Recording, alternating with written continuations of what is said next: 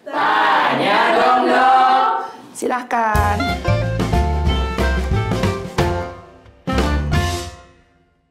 Ya, saya Harida Wibawati, dokter spesialis mata di Rumah Sakit Mata Solo. Yuk kita ngobrol tentang kesehatan mata mumpung saya longgar.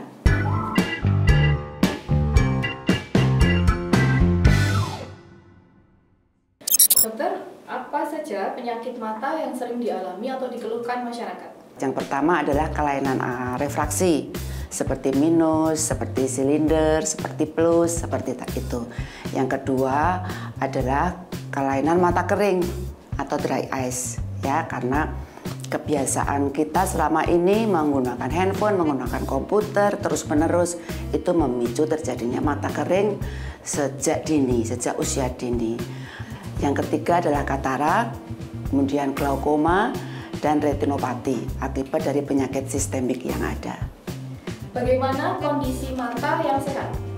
Iya, kondisi mata yang sehat ini mata yang jernih, yang tidak merah, yang bersih, kemudian bisa melihat secara optimal dan tidak ada gejala tertentu lain.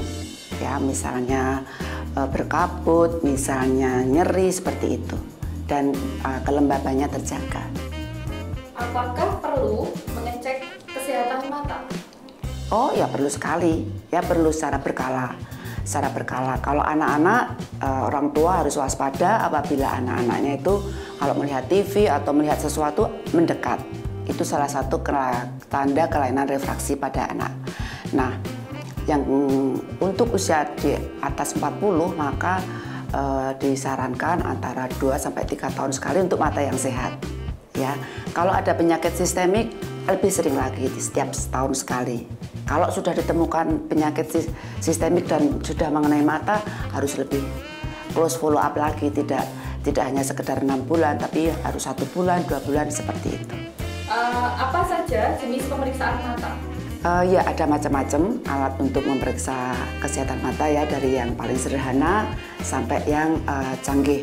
Yang sederhana adalah pemeriksaan visus. Biasanya pasien disuruh membaca A, B, C seperti itu, atau 1, 2, 3, atau untuk yang buta huruf atau yang simbah-simbah yang buta huruf itu dengan menggunakan gambar. Ada juga pemeriksaan yang untuk mengukur kelainan refraksi secara objektif, ya, dengan autoref.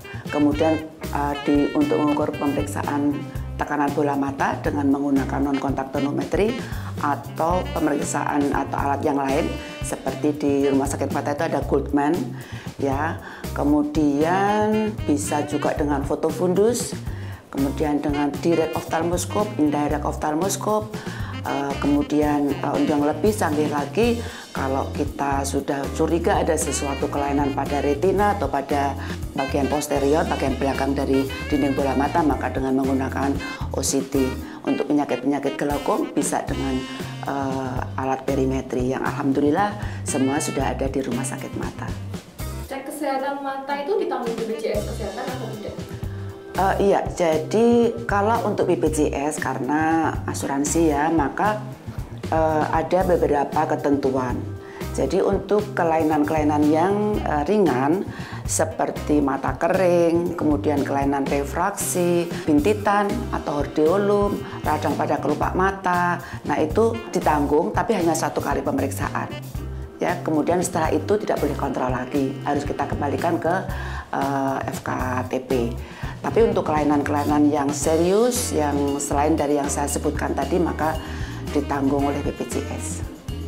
Dok, ciri-ciri mata minus dan plus? Ciri-ciri mata minus untuk anak-anak yang masih belum bisa sambat, ya, belum bisa sambat itu dia kalau melihat TV maju ke depan. Ya, jadi hati-hati orang tua yang mempunyai anak-anak, terutama anak balita, yang kalau melihat TV selalu maju ke depan, nah kita harus curiga bahwa anak tersebut dari belakang tidak bisa melihat, sehingga dia harus maju ke depan. Ya, dan kelainan minus ini beda dengan kelainan yang plus. Kelainan minus apabila terlambat memeriksakan tidak akan cepat menyebabkan mata malas atau amblyopia. Tapi kalau mata plus akan menyebabkan kelainan mata malas atau amblyopia apabila terlambat, apabila lebih dari 10 tahun baru diperiksakan. Ya, tanda-tandanya semua sama, untuk melihat jauh, terlihat tidak nyaman. Mata minus bisa disembuhkan dong? Untuk sembuh tidak bisa. Ya, jadi istilah sembuh untuk mata minus di sini adalah tidak menggunakan kacamata. Jadi bisa, kalau pertanyaan seperti itu bisa, karena bisa dilakukan lasik, ya, di laser pada korneanya ditipiskan sehingga pasien yang tadinya menggunakan kacamata dia tidak lagi menggunakan kacamata. Tapi di bagian belakang bola mata atau segmen posterior keadaannya nggak bisa diubah. Selain di rumah sakit, kita bisa cek kesehatan mata di mana? Di Solo banyak ya klinik mata ya, klinik mata ada beberapa, nah itu bisa. Tapi tentu saja alat mereka terbatas, tidak selengkap yang ada di rumah sakit. Dok, kenapa kita harus menjaga kesehatan mata? Karena mata adalah jendela dunia. Jadi misalnya seorang penderita diabetes, dia rajin sekali memeriksakan gula darahnya, tapi tidak pernah meriksa mata. Dia hidup, tapi nggak bisa melihat. Kan sengsara kan? Jadi sangat penting untuk memeriksakan kesehatan mata ini secara rutin, terutama kalau sudah ada penyakit sistemik yang dapat berpengaruh pada kondisi penglihatan mata pasien tersebut. Dokter, makanan atau minuman apa yang harus dikonsumsi untuk menjaga kesehatan mata, terutama selama bulan puasa? Iya, sebetulnya untuk kesehatan mata sama juga sih, bagaimana menjaga kesehatan tubuh ya. Yang penting minum cukup ya, minum cukup. Tentu saja minuman yang sehat ya, jangan yang minuman yang tidak sehat.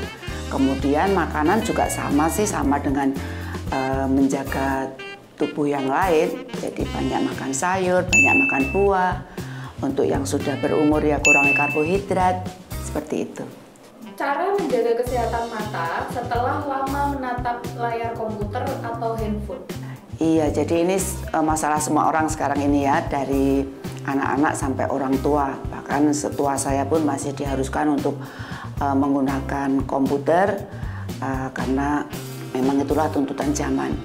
Nah, jadi harus kita jeda dengan melihat ke arah yang tak terhingga, melihat jauh.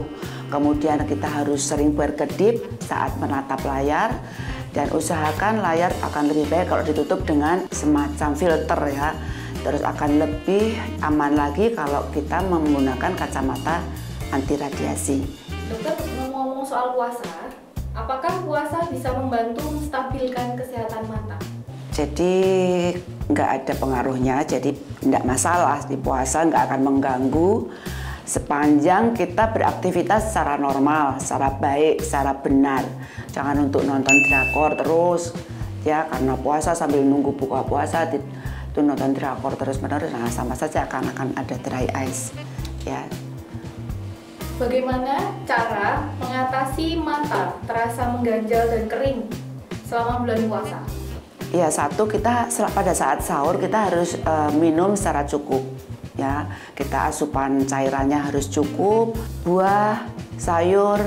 Kemudian kalau penderita memang sudah mempunyai dry eyes, sakit dry eyes, maka dianjurkan untuk memakai tetes mata artificial tears yang biasa digunakan lebih sering ya, karena memang pada orang-orang tertentu yang tetap berkegiatan dan sulit untuk menjaga asupan minum secara cukup pada saat sahur dan buka, maka akan bertambah gejala dry eyes tersebut, sehingga perlu secara lebih rutin menggunakan tetes mata artificial tears selama puasa.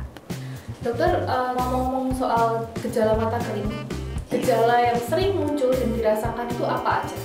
Gejalanya adalah mata mengganjal, mata sepet seperti ada benda asing, kemudian kadang kalau sampai sudah ada rasa seperti itu tidak diobati, maka akan muncul merah ya. Merah itu yang makin lama makin terasa berat, makin terasa nyeri, bahkan ada rasa yang nyeri. Dan kalau ini diteruskan tanpa diterapi, maka akan menyebabkan penglihatan kabur karena bisa menyebabkan kerusakan epitel atau lapisan terluar dari kornea, namanya keratopati. Kalau itu terjadi sudah sangat sulit untuk diatasi. Dokter, tips menjaga kesehatan mata selama bulan puasa. Minum air cukup pada saat sahur dan berbuka, kemudian sayur dan buah cukup, mengurangi paparan dengan sinar biru, ya. Dengan sinar biru kita kurangi ya, jadi kita gunakan mata kita untuk hal-hal yang baik saja, yang tidak banyak mengandung paparan sinar biru. Dokter, kenapa terasa pahit setelah kita menetes mata atau menggunakan salep mata? Iya, jadi pada dasarnya di dalam mata itu ada saluran antara mata, hidung, dan kerongkongan. Ya, jadi di situ ada saluran yang memang dibuat sama Allah untuk menjaga stabilitas cairan di mata. Sehingga kalau kita meneteskan, maka sebagian akan masuk ke saluran lacrimalis, namanya kanalis lacrimalis, yang akan masuk ke hidung dan sebagian sampai ke kerongkongan. Dan tetes mata itu kan isinya obat. Ya, jadi obat itu ada yang enak, ada yang pahit, lebih banyak pahitnya. Sehingga akan bisa terjadi terasa pahit. Boleh nggak menetes mata pada saat puasa? Banyak ahli agama, banyak ulama, banyak ustadz yang sudah menjelaskan bahwa penggunaan tetes mata tidak akan membatalkan puasa. Seandainya ada penderita yang harus meneteskan tetes mata karena suatu penyakit dan ragu-ragu nanti batal apa enggak, misalnya mempunyai keyakinan sendiri yang kuat.